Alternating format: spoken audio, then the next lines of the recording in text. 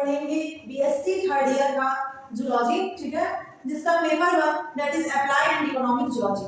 Okay, तो इस paper को स्टार्ट करने से पहले देखिए मैं आप लोगों को इतना बता देना चाहती हूँ कि आप लोग थर्ड ईयर में है, इतना तो आप लोगों को क्लियर होगा कि टोटल 3 पेयर्स होते हैं, मतलब कितने पेपर्स होते हैं, तो 3 पेपर्स होते हैं, पेपर 1, पेपर 2 एंड पेपर 3, ठीक है। अलग अलग यूनिवर्सिटीज के अलग अलग पेपर्स होते हैं, किस प्रकार से पेपर होंगे वो सभी यूनिवर्सिटीज पे डिपेंड करता है, ठीक है। तो देखिए बीएससी थर्ड ईयर का जूलॉजी जिसका पेपर 1 का नाम है अप्लाइड एंड इकोनॉमिक जूलॉजी, ठीक है, इसको हम स्टार्ट करेंगे। इसमें सबसे पहली जो यूनिट है वो है पैरासाइट्स, ठीक है।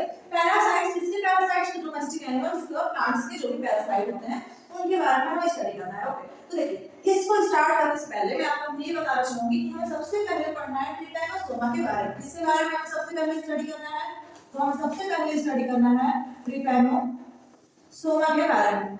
ओके, तो ट्रिपैनोसोमा के बारे में स्टडी करने से पहले आप लोग एक बार फटाफट से जाइए और चैनल को सब्सक्राइब कर लीजिए। कुछ टाइम लगेगा, सिर्फ कुछ सेकंड लगेंगे, आप चैनल को सब्सक्राइब कर लीजिए और आपके कांटेक्ट में जो भी आपके फ्रेंड्स बीएससी में है, ठीक है, थर्ड ईयर में, उनको आप ये वीडियो शेयर कर दीजिए जिससे कि वो भी इसको स्टडी कर सकें, ठीक है। तो देखिए ट्रिपैनोसोमा के बारे में चलिए स्टार्ट करते हैं समझना।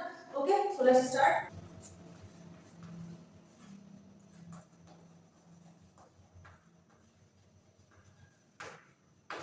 ट्रिपैनोसोमा, ठीक है, हमारा आज का टॉपिक है ट्रिपैनोसोमा। देखिए ट्रिपैनोसोमा जो है वो ग्रीक वर्ड से निकल बना है, 2 वर्ड्स हैं, ठीक है, ग्रीक वर्ड में, ग्रीक वर्ड से मिलकर बना है। कौन से है ये ग्रीक वर्ड, तो एक है ट्रिपेनॉन और एक है सोमा। ट्रिपेनॉन मींस ऑर्गन और सोमा मींस बॉडी। ऐसे ऑर्गेनिज्म, ऐसे पैरासाइट्स जिनकी बॉडी कैसी रहेगी, ऑर्गन रहेगी, उसे ही हम कहते हैं ट्रिपैनोसोमा, ठीक है। ये कैसे होते हैं, तो फ्लैजिलेटेड पैरासिटिक प्रोटोजोआ होते हैं, ठीक है। ये कैसे होते हैं, तो फ्लैजिलेटेड, देखिए जो भी मैं नोट कर रही हूँ आप लोग उसे नोट करते रहिए ताकि आप लोग एग्जाम में पॉइंट्स जो है आप लोगों के माइंड में रिमेंबर रहे, आप लोग के माइंड में फ्लो चार्ट डायग्राम बना रहे, ठीक है। फ्लैजिलेटेड पैरासिटिक प्रोटोजोआ होता है कौन, तो ट्रिपैनोसोमा, ठीक है। इनफैक्ट ये कहाँ पाया जाता है, ब्लड में, ठीक है।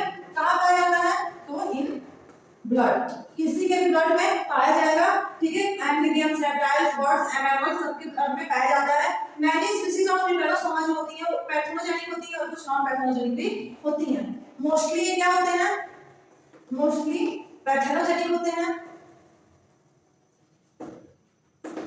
और सम आर नॉन पैथोजेनिक। ज्यादातर तो ये क्या होते हैं, पैथोजेनिक होते हैं, लेकिन कुछ इनमें से क्या होती है, नॉन पैथोजेनिक भी होते हैं, ठीक है। इतना कैरेक्टरिस्टिक समझ में आया। ट्रिपैनोसोमा जो है वो ग्रीक वर्ड से बना है। कौन कौन सी ग्रीक वर्ड है, तो एक है ट्रिपैनॉन और एक है सोमा। ट्रिपैनॉन का मतलब होता है ऑर्गन और सोमा मींस होता है बॉडी। ऐसी ऑर्गेनिज्म जिनकी बॉडी जो है वो ऑर्गन है उन्हें कहेंगे ट्रिपैनोसोमा, ठीक है।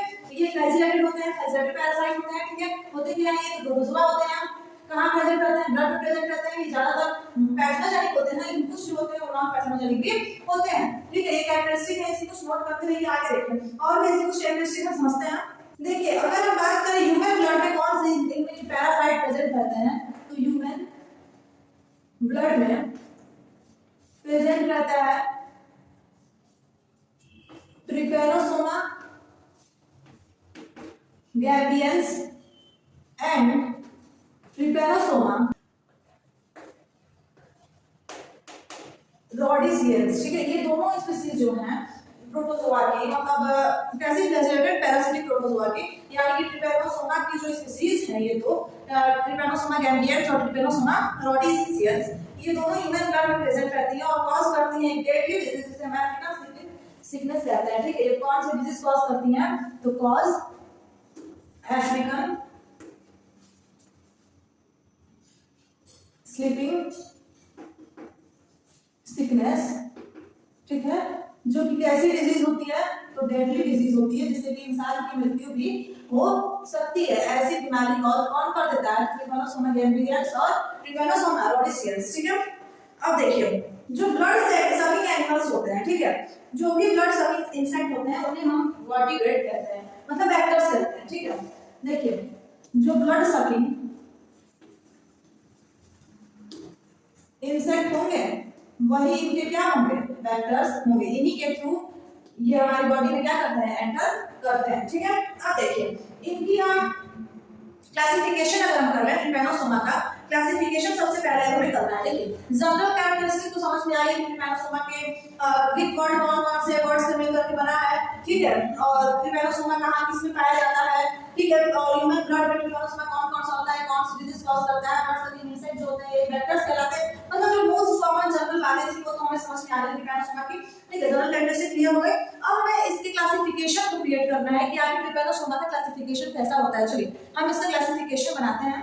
देखिए अगर आप लोग अब तक चैनल को सब्सक्राइब नहीं किए हैं तो आप लोग चैनल को सब्सक्राइब कर लीजिए, ठीक है, बेल आइकन प्रेस कर लीजिए जिससे कि सभी वीडियोस की नोटिफिकेशन आप लोगों तक पहुंच सके।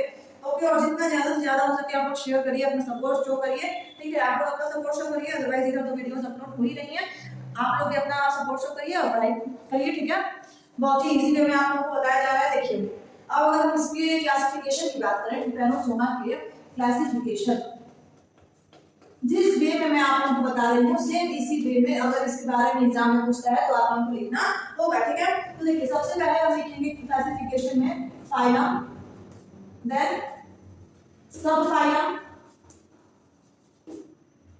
And then class, order, genus and last one is species. तो देखिए हमें तो ह्यूमन ब्लड की स्पीसीज के बारे में जो कि ट्रिपैनोसोमा के एम्बियंस था तो हम इनके बारे में स्टार्ट करेंगे, ठीक है, पढ़ना। देखिए फाइलम ये कौन से फाइलम में आते हैं, तो फाइलम इनका होता है प्रोटोजोआ। सब फाइलम की बात करें तो सब फाइलम होता है सैक्रोमैस्टिगोफोरा, सैक्रोमैस्टिगोफोरा। क्लास तो जूमैस्टिगोफोरा, जूमैस्टिगोफोरा एंड देन ऑर्डर है काइनेटोप्लास्टिडा, इसका जीनस हो जाएगा ट्राइपेनोसोमा और स्पीशीज को आप ध्यान रखिएगा हमेशा स्मॉल लेटर से लिखते हैं तो ये हो जाएगा गैम्बियंस, ठीक है। तो ये है क्लासिफिकेशन किसका, ट्रिपैनोसोमा का, ठीक है। तो क्लासिफिकेशन क्लियर हुआ। अब देखिए अब हमें इसके हैबिट एंड हैबिटेट की बात करना है, ठीक है, कि ये कैसा होता है, कहाँ मतलब पाया जाता है, ये सब चीजें हम इसके समझ लेते हैं, ठीक है। क्लासिफिकेशन क्लियर हो गया। देखिए अगर हम बात करें हैबिट एंड हैबिटेट की, ट्रिपैनोसोमा के habit and habitat, so first point is ये कहाँ रहते हैं, तो in blood, spleen, lymph, cerebro spinal fluid of human being. लेकिन किस तरह रहता है, एज अ पैरासाइट, ठीक है। इनफैक्ट ये इन इंटेस्टाइन एंड सैलिवरी ग्लैंड में भी पाए जाते हैं, ठीक है, किसमें, of secondary host, secondary host में पाए जाते हैं। ये कहाँ कहाँ, इंटेस्टाइन में और सैलिवरी ग्लैंड में, जो कि सेकेंडरी होस्ट कौन है, तो सीसी फ्लाई, ठीक है। सीसी फ्लाई को हम साइंटिफिक नेम है इसका ग्लॉसिना पैल्पेलिस, ओके, इतना क्लियर हुआ। अब देखिए ट्रिपैनोसोमा जो है ये सेंट्रल और वेस्ट अफ्रीका, नाइजीरिया, कॉन्गो और सेंट्रल अमेरिका साइड में पाए जाते हैं। ये कहाँ कहाँ पाए जाते हैं, तो found in central and west Africa, Nigeria, Congo and central America, ये इन जगहों पे पाए जाते हैं, ठीक है, इतना क्लियर हुआ। तो देखिए इससे हैबिट एंड हैबिटेट तो क्लियर हो गया, ठीक है। देखिए कुछ और भी मतलब इंपॉर्टेंट है, बस आप जान जाइए, यानी अगर पूछ देता है 1 मार्क क्वेश्चन में तो आप ध्यान रखिएगा, अदरवाइज पूछेगा नहीं। देखिए फोर्डे जो है, फोर्डे एक साइंटिस्ट है, इन्होंने 1901 में सबसे पहले ऑब्जर्व किया ट्रिपैनोसोमा पैरासाइट को, कहां पे, ह्यूमन ब्लड में, ठीक है। उसके बाद आते हैं कैस्टेलनी जो कि साइंटिस्ट है, इन्होंने ऑब्जर्व किया था इस पैरासाइट को, कहां पे, सेरेब्रोस्पाइनल फ्लूइड में। और फिर आते हैं ब्रूस, ब्रूस जो है ये इस डिजीज को डिस्क्राइब किए थे कि ये ट्रांसमिट होती है किसके थ्रू, सीसी फ्लाई के थ्रू। तो फोर्डे जो कि ह्यूमन ब्लड में, फिर आते हैं कैस्टिलियानी जो कि सेरेब्रोस्पाइनल फ्लूइड में, और फिर आते हैं ब्रूस जो कि इस डिजीज को बताया था कि किसके थ्रू ट्रांसमिट होती है, ह्यूमंस में, सीसी फ्लाई के थ्रू ट्रांसमिट होती है, ठीक है। क्लियर हुआ? चलिए अब हम आते हैं इसके स्ट्रक्चर पे, इसका स्ट्रक्चर होता कैसा है ट्रिपैनोसोमा का, ठीक है। तो देखिए सबसे पहले हम इसके स्ट्रक्चर के बारे में समझेंगे एंड देन हम इसका स्ट्रक्चर ड्रॉ कर लेंगे, ठीक है। चलिए देखिए बायोलॉजी का सब्जेक्ट है ना, जूलॉजी और बॉटनी क्या है, बायोलॉजी के सब्जेक्ट है, और जूलॉजी मतलब बॉटनी यानी कि बायोलॉजी, ये दोनों, बायोलॉजी एक ऐसा सब्जेक्ट है जिसमें कि आपको डायग्राम बनाने ही बनाने होते हैं। अगर आप डायग्राम बना लेते हैं तो इससे आपको बेनिफिट ये होता है कि आपको एग्जामिनर मतलब प्लस ग्रेस मार्क दे सकता है, ठीक है। तो चलिए अब हम इसके स्ट्रक्चर की अगर हम बात करें तो इसका स्ट्रक्चर कैसा होता है। देखिए इसके स्ट्रक्चर की अगर हम बात करें ट्रिपैनोसोमा के, तो इसका स्ट्रक्चर कैसा होता है, तो देखिए ये जो होता है कलरलेस इलोंगेटेड सिलेंडर होता है, ठीक है। कैसा होता है, तो कलरलेस होता है, ठीक है, इलोंगेटेड होता है, और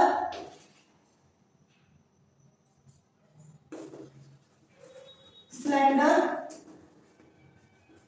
सिकल शेप का पाया जाता है। फ्लैटेंड बॉडी होती है, फ्लैटेंड, और माइक्रोटूज हुआ है तो माइक्रोस्कोपिक ही रहेगा, माइक्रोस्कोपिक बॉडी होती है, ठीक है। इस प्रकार का इसका स्ट्रक्चर होता है, ठीक है। लेंथ की अगर बात करें तो ये 15 to 30 माइक्रोन होता है, और अगर हम बात करें इसकी वेट की तो ये 1 to 3 माइक्रोन होता है, ओके। और शेप और साइज जो होता है ये तो खैर वैरी करता ही रहता है, ठीक है। तो इसमें कोई हमको बताने की जरूरत नहीं है। और जो बॉडी होती है वो बाउंडेड होती है एक थिन इलास्टिक फिल्म पेलिकल से जो कि मेंटेन करता है बॉडी के शेप को, ठीक है। बॉडी बाउंड किससे होती है, thin elastic and film pellicle से बॉडी क्या होती है, बॉडी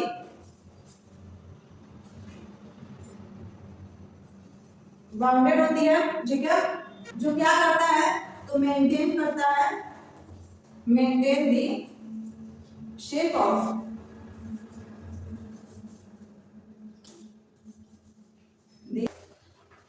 बॉडी, बॉडी के शेप को क्या करता है, मेंटेन करता है, ठीक है।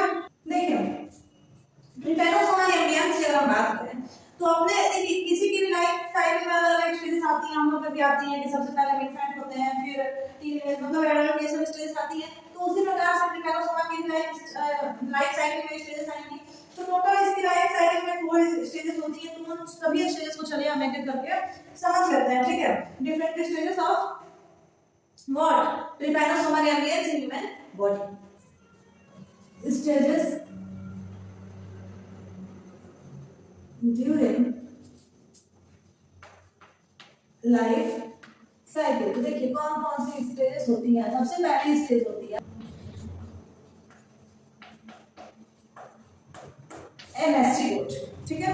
ये सबसे पहली स्टेज है। इसमें क्या होता है, एक स्मॉल राउंडेड बॉडी जिसमें न्यूक्लियस होता है, स्मॉल राउंडेड बॉडी जिसके पास स्मॉल न्यूक्लियस प्रेजेंट रहता है, ठीक है। Basal granule and kinetoplast are reduced and lies in front of nucleus, ठीक है। बेसल ग्रैन्यूल्स जो होते हैं और काइंटोप्लास्ट ये सब रिड्यूस हो जाते हैं और फ्रंट ऑफ न्यूक्लियस क्या करते हैं, लाई करते हैं। फ्लैजिलम जो होते हैं वो रिड्यूस कर जाते हैं और एम्बेडेड इन साइटोप्लाज्म। ये मेन है फ्लैजिलम जो होता है ये रिड्यूस कर जाता है and embedded in cytoplasm. Flagellum reduce कर जाएगा और कहाँ एम्बेड हो जाएगा, तो साइटोप्लाज्म में एम्बेड हो जाता है and not found in as free flagellum, ठीक है। Free flagellum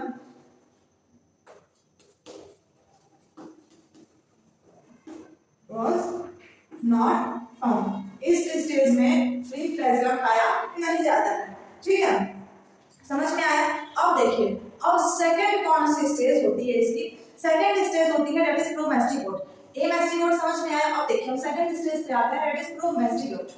second one is promastigote. Promastigote stage में क्या होता है? तो देखिए इस स्टेज में इलोंगेटेड बॉडी देखिए प्लेस इन द सेंटर। ठीक है, इलोंगेटेड बॉडी होती है, इलोंगेटेड बॉडी। न्यूक्लियस कहाँ प्रेजेंट रहेगा? न्यूक्लियस प्रेजेंट रहेगा सेंटर में, बॉडी के सेंटर में न्यूक्लियस प्रेजेंट रहता है।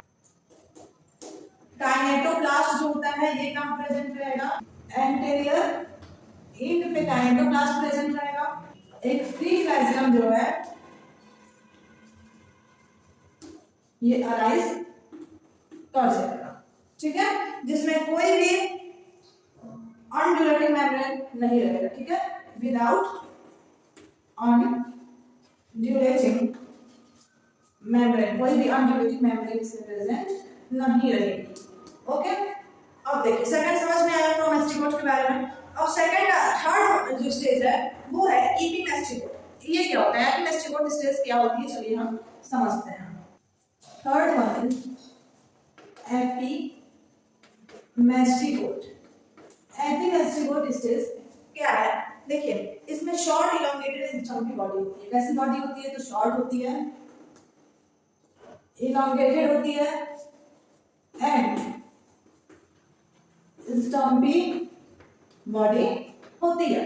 ठीक है, किस स्टेज में? तो एपीमैस्टिकोट स्टेज में। ठीक है, बेसल ग्रैन्यूल एंड काइनेटोप्लास्ट ये कहाँ प्रेजेंट रहते हैं? तो फ्रंट ऑफ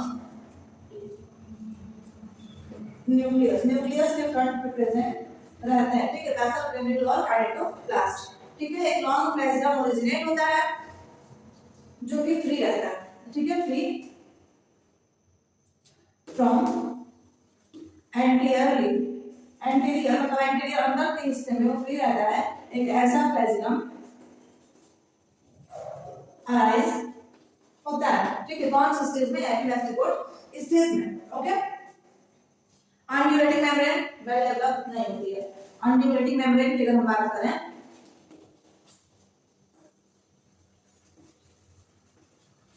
तो ये नॉट वेल डेवलप्ड, ये वेल डेवलप नहीं होती है। ठीक है, तो एपीमैस्टिकोट स्टेज भी समझ में आ गई। अब थर्ड लास्ट स्टेज है, fourth stage, that is trichomastigote stage. तो देखिए ट्राइकोमैस्टिकोट फॉर्म या फिर ट्राइकोमैस्टिकोट स्टेज क्या है सर, हम समझ लेते हैं। ओके, डी है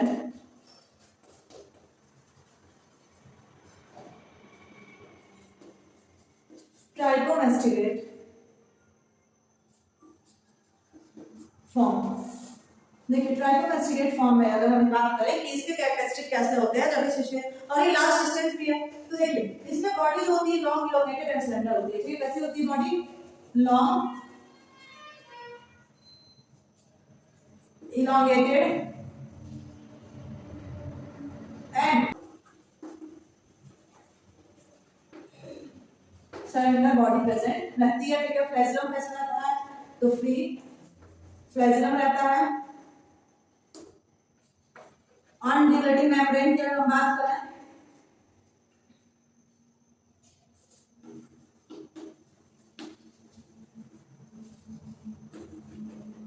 तो ये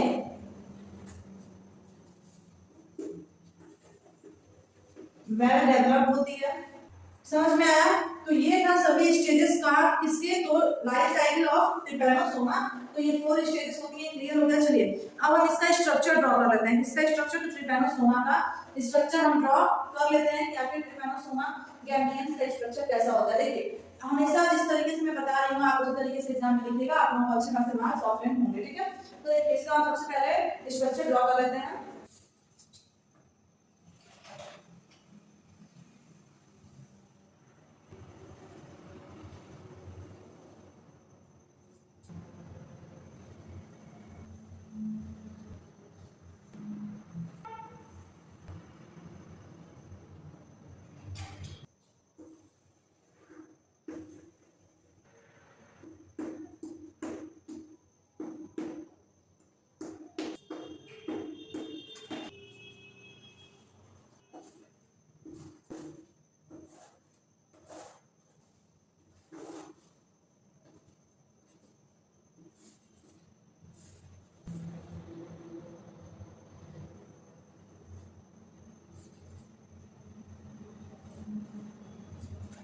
स्ट्रक्चर है किसका, स्ट्रक्चर ऑफ ट्रिपैनोसोमा गैम्बियंस। ठीक है, ये ट्रिपैनोसोमा गैम्बियंस का क्या है, स्ट्रक्चर है। ओके, तो देखिए इसकी हम नेमिंग कर लेते हैं, बहुत ही इजी है ये ड्रॉ करना। ठीक है, मैंने जिस तरीके से ड्रॉ किया है आप लोग उस तरीके से अपनी कॉपी में एक बार ड्रॉ करिए, आपका कलर हो जाएगा, बहुत ही इजी टू ड्रॉ है। देखिए ये है free flagellum, this one is attached flagellum, यहां पे है अनड्यूलेटिंग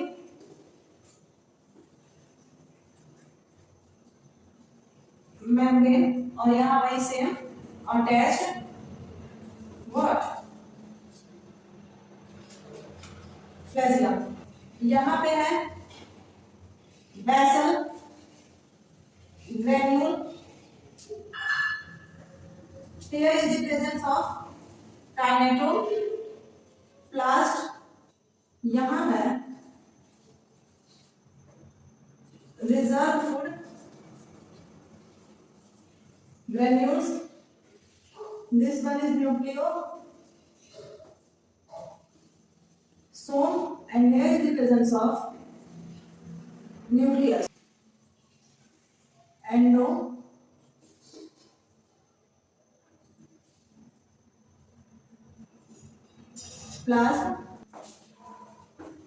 ectoplasm and here is pellicle. Okay, so this one is the structure of trypanosoma gambians. Okay, तो trypanosoma gambians क्लियर हो गया। अब देखिए अगर हम बात करें इसके लाइफ साइकिल की कि trypanosoma gambians की लाइफ साइकिल कैसी होती है, तो जैसा कि मैंने आपको बताया डाइजेनेटिक पैरासिटिक होती है। ठीक है, देखिए लाइफ साइकिल की अगर हम बात करें तो ग्रेजुएशन में यानी कि बीएससी में, ठीक है, आप लोग लाइफ साइकिल को बहुत ही इजी वे में आप लोग समझा सकते हो, लेकिन कब, जब आप लोगों को इसके डायग्राम को ड्रॉ करना आएगा तब। ठीक है, तो सबसे पहले आप इसके डायग्राम को ड्रॉ करना सीख लीजिए। ओके, देखिए इसकी टू फेज में लाइफ साइकिल कंप्लीट होती है, वर्टिब्रेट होस्ट में और इनवर्टिब्रेट होस्ट में। ठीक है, तो इसमें ज्यादा कुछ नहीं है, लाइफ साइकिल में इसकी लाइफ साइकिल पूछना नहीं है खास तौर पे। ठीक है, देखिए अगर हम बात करें कि इससे होने वाली बीमारी जो कि मैंने बताया भी था, ठीक है, जिसमें होता क्या क्या है, तो लॉस ऑफ वेट, वीकनेस बहुत ज्यादा इंक्रीज होने लगती है, हेडेक होता है, फीवर होता है, वेट बहुत ज्यादा लॉस हो जाता है, ये सब मतलब डेडली डिजीज होती है, जैसे मैंने बताया। तो इसका ट्रीटमेंट कैसे होता है और इसका प्रिवेंशन एंड कंट्रोल क्या है। ओके, तो देखिए चलिए हम समझ लेते हैं। ठीक है, सभी की लाइफ साइकिल नहीं पूछते हैं, इसकी खास तौर पे अगर आप स्ट्रक्चर ड्रॉ कर लेंगे तो ये बहुत ही सही है। ठीक है, और मैंने बताया कि कौन कौन से इसके स्टेजेस होते हैं लाइफ साइकिल में, तो वो मैं ऑलरेडी आपको बता चुकी हूँ, लाइफ साइकिल में ऑलरेडी आपको कंप्लीट करा चुकी हूँ। ठीक है, तो देखिए ट्रीटमेंट की अगर हम बात करें कि इसके ट्रीटमेंट कैसे करते हैं इससे होने वाले डिजीजेस की, तो चलिए समझते हैं। अगर हम बात करें ट्रिपैनोसोमा गैम्बियंस से होने वाले डिजीज के ट्रीटमेंट की, इसकी बीमारी अगर हो जाती है तो वो ठीक कैसे होगी, तो देखिए अगर शुरुआती स्टेज है यानी कि अगर बीमारी का पहले ही पता चल जाता है तो उसके लिए सुरानिन एंड लोमिनिन नाम की मेडिसिन दी जाती है। ठीक है, लेकिन अगर लेटर स्टेज में यानी कि बीमारी के बढ़ने के बाद अगर इसके बारे में पता चलता है तो अगली स्टेज में समझ में आ गया कि सुरानिन और लेमेडिन नाम के स्टेज मतलब मेडिसिन दे दी जाती है तो ये डिजीज ठीक हो जाती है। लेकिन अगर बाद में पता चलता है, बीमारी होने के बहुत टाइम के बाद अगर पता चलता है तो इसके लिए ट्राइमेलासिन नाम की एक ड्रग्स दी जाती है। ठीक है, समझ में आया ट्रीटमेंट। अगर हम बात करें इसके प्रिवेंशन एंड कंट्रोल की कि इससे हम बचे कैसे, प्रिवेंशन एंड कंट्रोल, तो देखिए एक क्लीन हमारा जगह साफ सफाई रखना चाहिए। ठीक है, regular spray of what DDT का लगातार छिड़काव कराना चाहिए। केयर ऑफ पेशेंट की प्रॉपर ट्रीटमेंट, प्रॉपर केयरिंग करनी चाहिए। ठीक है, तो ट्रिपैनोसोमा नाम का आपका चैप्टर यहीं पे फिनिश होता है। ट्रिपैनोसोमा के बारे में हमें और कुछ स्टडी नहीं करना है। आई होप आप लोगों को कोई डाउट नहीं होगा, कोई डाउट है तो आप कमेंट कर दीजिएगा। ठीक है, अदरवाइज मुझे उम्मीद है कि आप लोग चैनल को सब्सक्राइब कर लेंगे, वीडियो को लाइक कर लेंगे, बेल आइकन प्रेस कर लिए होंगे। ठीक है, तो मुझे कोई उम्मीद है आप लोग से, तो मुझे मेरी उम्मीदों पे आप कायम रहिएगा और चैनल को सब्सक्राइब कर लीजिए। नहीं किए हैं तो कीमत पता है आप चैनल को सब्सक्राइब कर लीजिए, अगर नहीं किए हैं तो सब्सक्राइब कर लीजिए, वीडियो लाइक कर लीजिए और शेयर कर दीजिए, जितना से ज़्यादा हो सके उतना ज़्यादा शेयर करिए, ठीक है। तो मुझे लगता है कि ज़्यादा लोग तो हैं जो कि इंग्लिश वर्जन में पढ़ाते हैं बीएससी का जूलॉजी बॉटनी, ठीक है। तो मैं आप लोगों को पढ़ा दूंगा, आप लोग शेयर करिए, ठीक है, सपोर्ट शो करिए। मैं तो आप लोगों को सपोर्ट कर ही रही हूँ, पढ़ाई रही हूँ, आप लोग इतना सपोर्ट शो करिए, ठीक है। तो फिर हम मिलते हैं अपने नेक्स्ट वीडियो में अपने नेक्स्ट टॉपिक के साथ, दैट इज जियार्डिया लैम्बिया।